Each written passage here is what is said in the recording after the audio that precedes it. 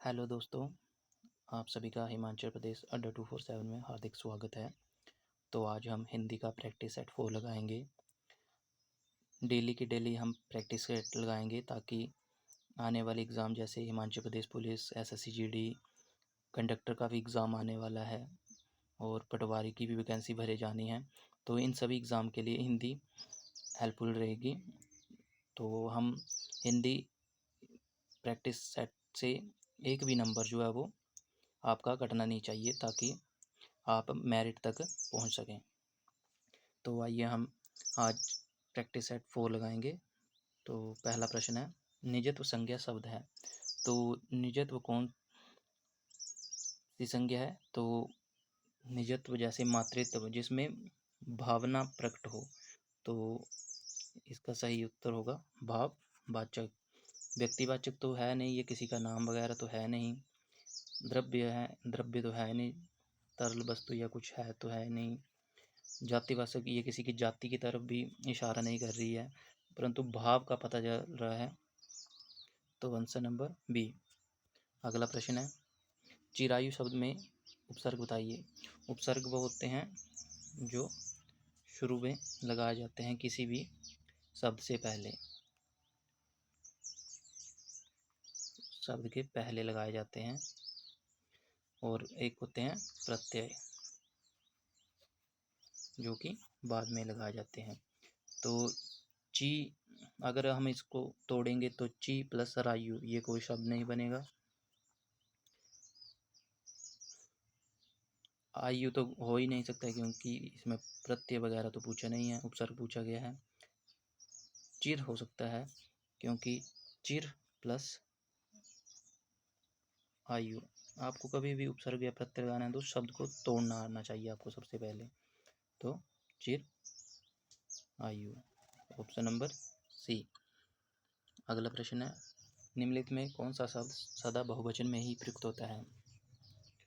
तो सदा बहुवचन में रहेगा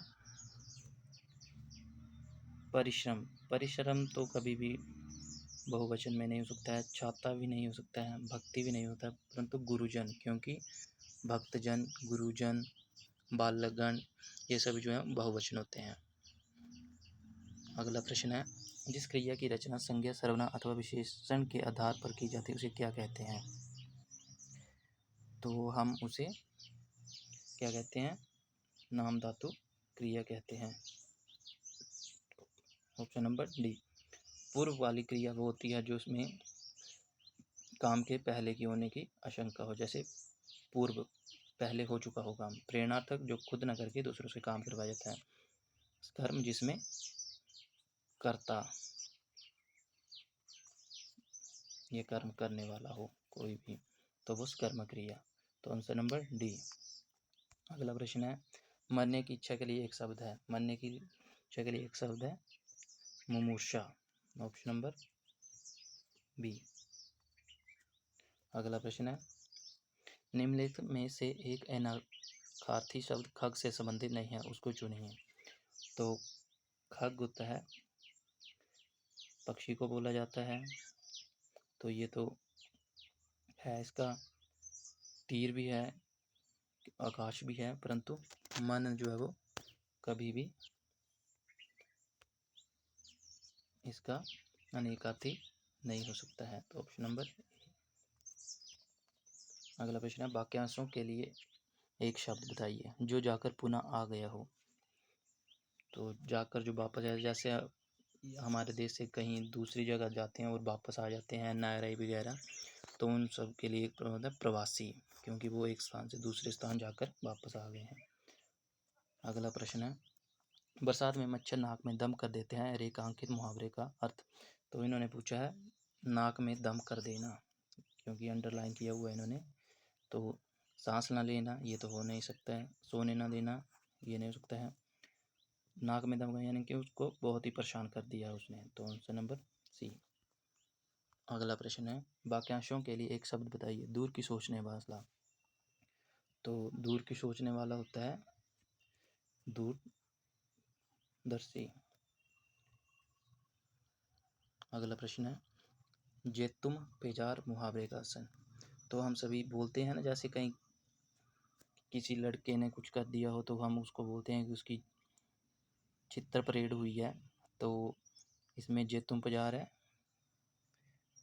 लड़ाई झगड़ा होना। अगला प्रश्न है, लकड़ी शब्द में संज्ञा बताइए। तो लकड़ी कैसा शब्द है? तो लकड़ी जो है वो एक द्रव्यवाचक में आ जाता है। Option number C. अगला प्रश्न है, निम्नलिखित में से कौन सा शब्द व्यक्तिवाचक संज्ञा है? तो व्यक्तिवाचक संज्ञा होती हैं जिसमें किसी के नाम का बोध हो। गाय, ये तो जाति है, अगर इसमें गाय का नाम होता तो वो व्यक्तिवाचक हो सकती है। ये तो इसकी जाति की तरफ इशारा कर रही है, तो ये नहीं हो सकता है। पहाड़ी, ये भी जाति है, अगर ऐसे बोलते कि माउंट एवरेस्ट तो वो उसका नाम आ जाता। आम, कौन सा आम है? दशहरी आम या कुछ है, तो ये इसकी जाति है। परंतु ताजमहल, ताजमहल किसी का नाम पर रखा था तो इसका नाम है व्यक्तिवाचक। तो ऑप्शन नंबर सी। अगला प्रश्न है, अध्यापक ने छात्रों से पौधे लगवाए, कौन सी क्रिया है? तो मैंने पहले भी पिछले प्रश्न में भी पढ़ाया था, खुद ना काम करके दूसरों से काम करवाना होता है प्रेरणार्थक। तो ऑप्शन नंबर डी। वृक्ष पर पक्षी बैठे हैं, तो कौन सा कारक है इसमें? 8 कारक होते हैं, तो कर्म तो हो नहीं सकता।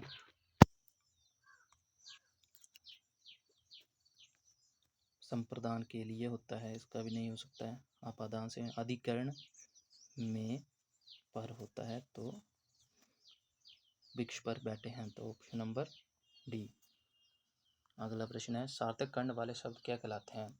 जिसका कोई अर्थ निकल सके, मतलब उसका सार्थक, तो वो कहलाते हैं यौगिक। योग रूढ़ होते हैं जो बहुव्रीहि समास से आते हैं, रूढ़ जिसके खंड ना किए जा सके, तो सार्थक शब्द होता है यौगिक। अगला प्रश्न है, कौन सा शब्द पुल्लिंग है? कौन सा शब्द पुल्लिंग है यहाँ पर? मेरी मंजिल, मैंने पिछली वीडियो में भी बताया था, जब कभी भी आपको स्त्रीलिंग और पुल्लिंग का पता लगाना है तो ट्रिक होती है इनके शब्द के आगे जो है मेरा या मेरी जोड़कर बोलने की प्रैक्टिस करनी है। जैसे मेरा मंजिल नहीं होता है, मेरी मंजिल होता है, तो ये तो स्त्रीलिंग है, ये नहीं होगा। मेरी दीवार बोला जाता है, मेरी मर्यादा में, मेरी दरवाजा नहीं होता है, मेरा दरवाजा, तो ये पुल्लिंग है। Option number D. अगला प्रश्न है, मोहन चाकू से फल काटता है, वाक्य में कौन सा कारक है? तो मोहन चाकू से फल काटता है, यहाँ पे कर्ता नहीं हो सकता है, कर्म नहीं हो सकता है, परंतु आपादान और कर्ण से आपको थोड़ा डिफिकल्टी होगी बताने में। तो आपादान होता है अलगाव पर बोला जाता है, जैसे किसी चीज़ का अलग हो रही हो, अलगाव में। तो चाकू से फल काटता है, तो अलगाव थोड़ी ना हो रहा है इसमें, चाकू फल से काटते हैं, यानी कि साधन से काम किया जा रहा है, चाकू से साधन है, इससे फल काटा जा रहा है, तो करता है कर्ण को कर्ण से, तो ऑप्शन नंबर डी।